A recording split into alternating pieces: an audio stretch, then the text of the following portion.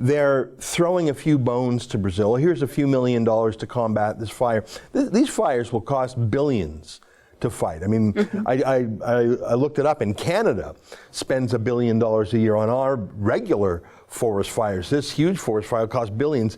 20 million bucks is a joke, but it's just designed, I think, so that people will say, oh, Macron and Trudeau, they really, really mean it, and they're willing to spend money that Bolsonaro isn't. They must be the real heroes, and he must be the demon here. I think they're getting away with it, though, Julia. I think if you look at the state broadcaster in our country, the CBC, if you look at CNN, I think that the Macron-Trudeau smear is succeeding, again, because Bolsonaro is pro-Trump, and that means the media must destroy him.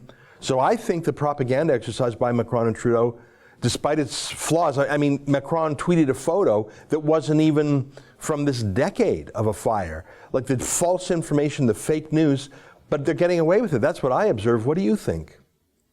Well, under the previous government in Brazil, there had been fires way bigger than this that we never even heard about. And it's just mind-blowing that this is being brought to these proportions when in reality, this fire is actually below average. There's nothing about this fire that, the one thing about this fire that I will say is the fact that I knew from the beginning that the government did not have the ability to fight it on its own because the government is bankrupt. In the beginning of the year, we had a huge domestic terrorism crisis in Brazil that was actually keeping people from leaving their homes. And the government did not have the manpower or the resources to fight that.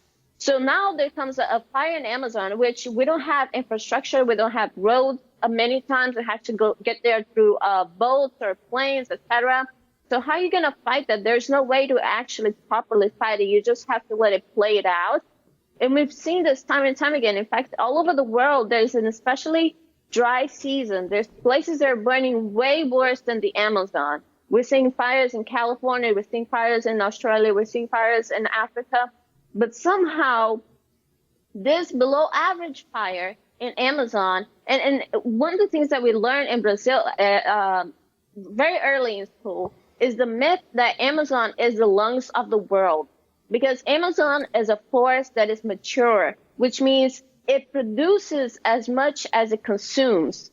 So it's not going to be producing a whole lot of oxygen to the world because it has so much biodiversity that it consumes a lot of the oxygen that it produces. So the whole thing, the whole narrative about having to save Amazon because we're running out of oxygen, that is actually not true.